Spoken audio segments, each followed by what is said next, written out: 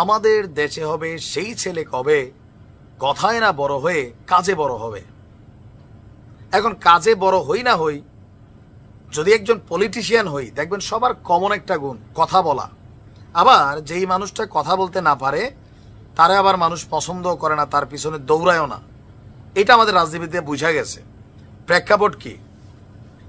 শেখ হাসিনাকে ফেরানোর জন্য বাংলাদেশ সরকার ভালোই লবিং করছে, ভারতের সাথে কূটনৈতিকভাবে, ইন্টারন্যাশনাল লেভেলে তাদের যে কানেক্টিভিটি আছে। কিন্তু ভারতকে আসলে শেখ হাসিনাকে প্রত্যর্পণ চুক্তির আওতায় ফেরত দিবে?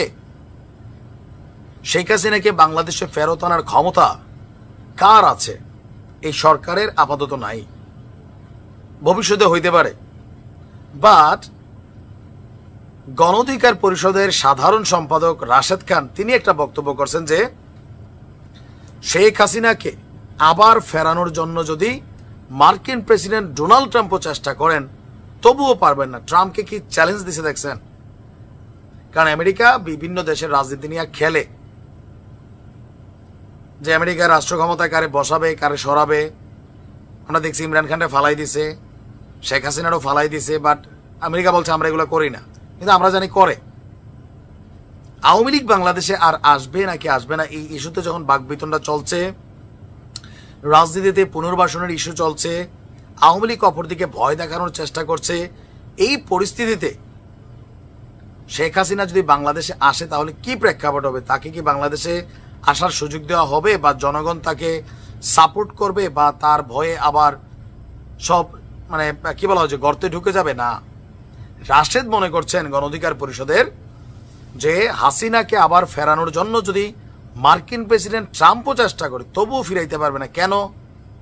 কারণ বাংলাদেশের মুক্তিকামী মানুষ আত্মবিশ্বাস ফিরে পেয়ে গেছে।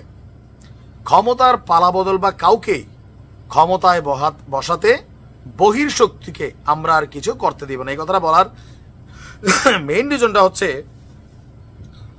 আওয়ামী লীগ ক্ষমতায় থাকতে বিএনপি এবং জামাত দীর্ঘদিন যাবৎ বৈদেশিক যতগুলা চ্যানেল আছে, কানেক্টিভিটি আছে, মার্কিন পররাষ্ট্র মন্ত্রণালয়, মার্কিন সরকার, স্যাংশন, অনেক কিছুর মাধ্যমেই তারা কিন্তু চাইছে যে শেখ হাসিনার সরকারকে উৎখাত করতে। বাট কোথাও না কোথাও দিন শেষে আমেরিকা নিজেদের স্বার্থে তারা আবার শেখ হাসিনাকে মনোনয়ন দিত। ফাইন, যা করছো, নির্বাচন করছো। এখন তিনি বলছেন ট্রাম্প যদি মনে করেন হাসিনাকে ফেরাবো, নরেন্দ্র মোদী যদি সেই রকম লিঙ্ক লবিং করে থাকেন তাও পারবে না। এখন আর বিদেশি শক্তি দিয়ে কাজ হবে না, আমরা সবাই মিলে এই দেশটাকে সাজাতে চাই।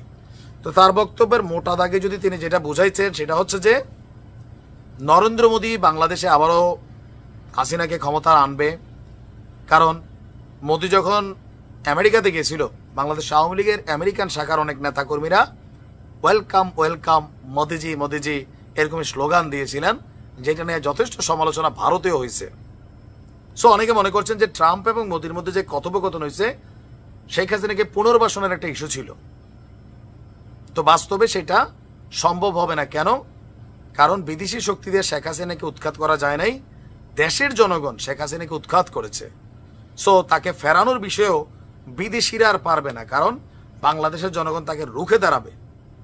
এটা সত্য রাইট নাও।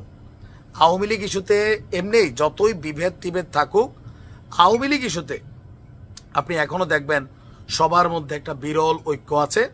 আর এই ঐক্যের জায়গাটা 5ই ফেব্রুয়ারি বলেন, বিভিন্ন প্রেক্ষাপটে বলেন, এই ঘটনাটা কিন্তু সত্য যে মোটামুটি বাংলাদেশের মানুষের মধ্যে একটা আত্মবিশ্বাস হয়ে গেছে যে আপাতত আওয়ামী লীগের রাজনীতি বন্ধ। আপনি মনে করেন ট্রাম্প পারবে?